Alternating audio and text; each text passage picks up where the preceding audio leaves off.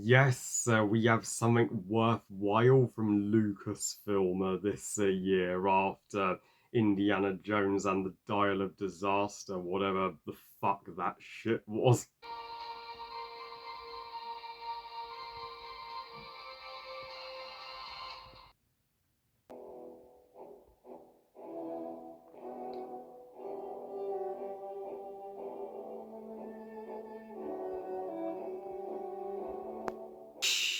It's good to be back, Snips. Ahsoka is the fifth Star Wars show to debut on Disney Plus and is an eight-part series that ran from August to October 2023. Once again features Rosanna Dawson as Anakin's former apprentice and now Jedi Master Ahsoka Tano after she made her epic debut as the character in Mandalorian Season 2.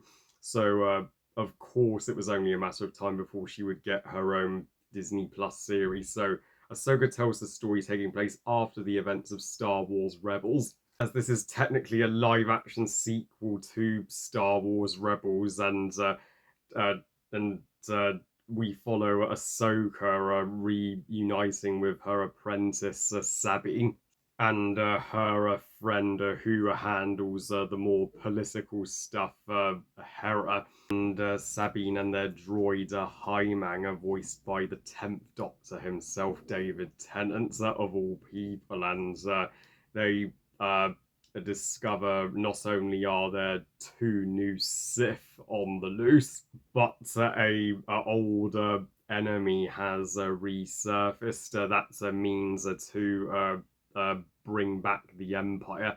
And meanwhile, Ahsoka also reconnects us spiritually with her master Anakin. Seeming as this series was debuting on Disney Plus the exact same time as last year's She-Hulk Autonomy of Law, I'm still a passionate defender of that underrated and overhated show. Thankfully, Ahsoka did not receive nearly the level of hate and bigotry from the fans that She-Hulk is. And it is one of the better received Disney Plus Star Wars show. Heck, the fans are certainly kinder to it than the Obi-Wan series. And I'm aware that my good friend Hobby Bricks wasn't a big fan of the show. Totally fair enough. There are people who are certainly going to have their issues with Ahsoka, as this is far from a flawless show, but it's still to my liking a pretty amazing one. I mean, and of the Disney Plus Star Wars shows, none of them I have rated as perfect, and I don't think any of them match the quality of the Clone Wars. But this is my personal favorite. I would take this over Andor, which is overrated, and the Book of Boring Fest, and I'd even watch it over the Obi-Wan series and Mandalorian, certainly over Mandalorian season 3. Let's get this out of the way.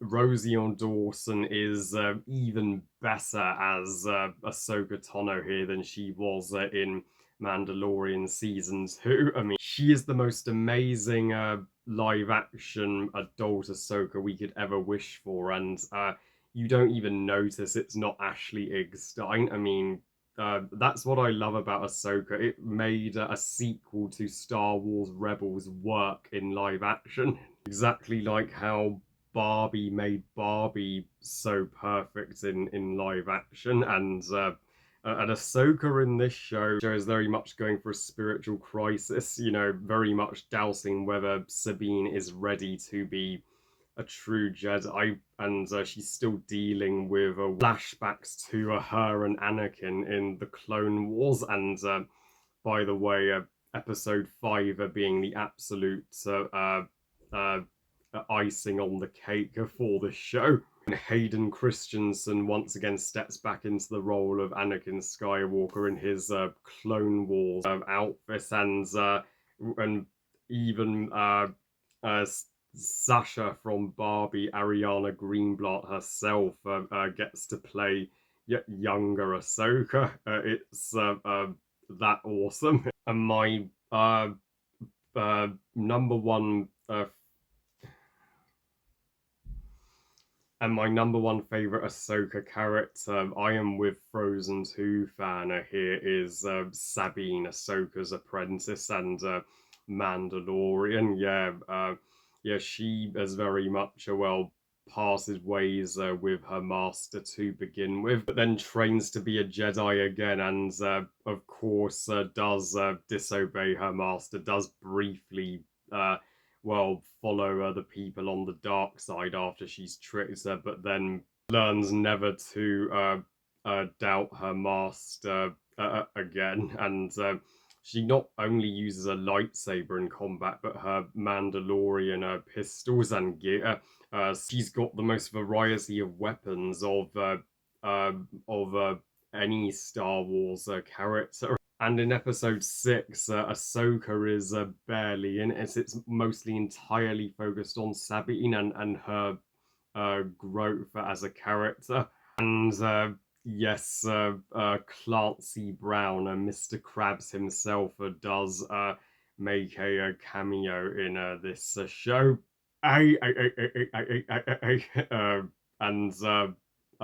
plus David Tennant is wonderful as a High Ranger. The droids, I mean, he's not exactly as memorable or as adorable as BB-8 or 3PO and R2, but he is very highly knowledgeable of the Jedi and is always there to give Ahsoka and Sabine some handy tips and to fly the ship whenever they need him. I never thought Doctor Who would ever be in Star Wars, but it's at last happened, and Mary Elizabeth Winstead's a huntress herself from Birds of Prey as Hera. She is magnificent, utterly magnificent, and I feel the show underused her, especially in the second half of it. I wished she had way more involvement in the finale, because most of her scenes are just with politics, though her bond with her son is the heart of her storyline, and I just wish she was more involved in the action and on the battlefield.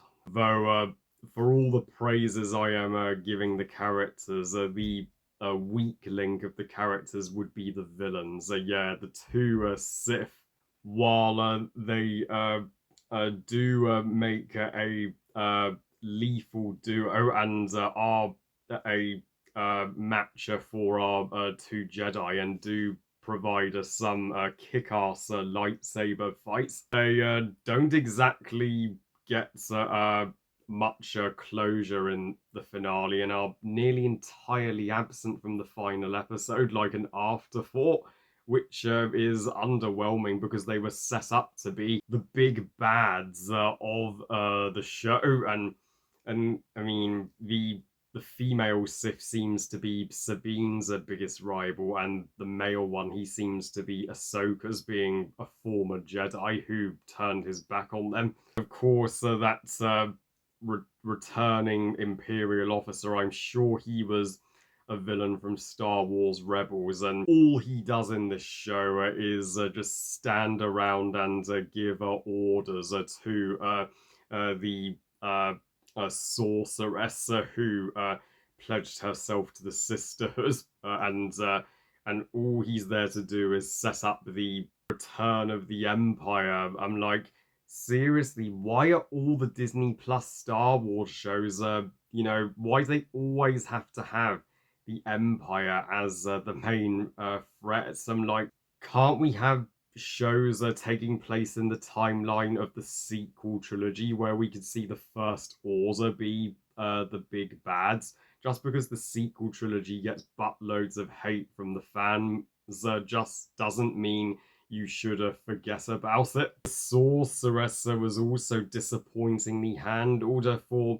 the most part, so she did nothing until literally the final episode, where she got a to go toe-to-toe with Ahsoka. And the finale, in all honesty, was the most disappointing episode of the show. It's felt like it ended more on a whimper. It was just a humongous setup for season 2. If you thought everything was going to be resolved here, prepare to be disappointed, because you've got to wait goodness knows how long to find out in part 2. And though there are beautiful moments in this show, no denying it, especially the space whale scene when Ahsoka flies her ship into the mouth of one and it transports her across to the world Sabine is on.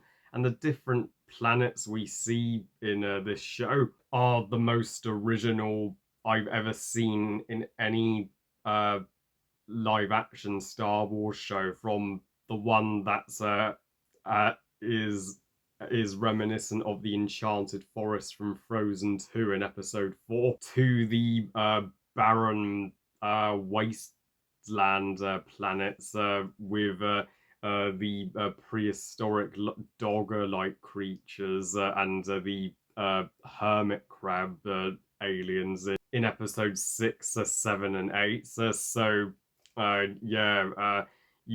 Yeah, this show certainly has the budget of a movie behind it. You will geek out when Anakin calls Ahsoka Snips again. I mean, it will just make you want to rewatch the entire Clone Wars. So overall, Ahsoka was not the box ticking masterpiece that I wanted, but even so, I was so pleased with how it turned out, and boy, was it something to look forward to each Wednesday morning on Disney Plus. I give Ahsoka 4 stars out of 5. Great show.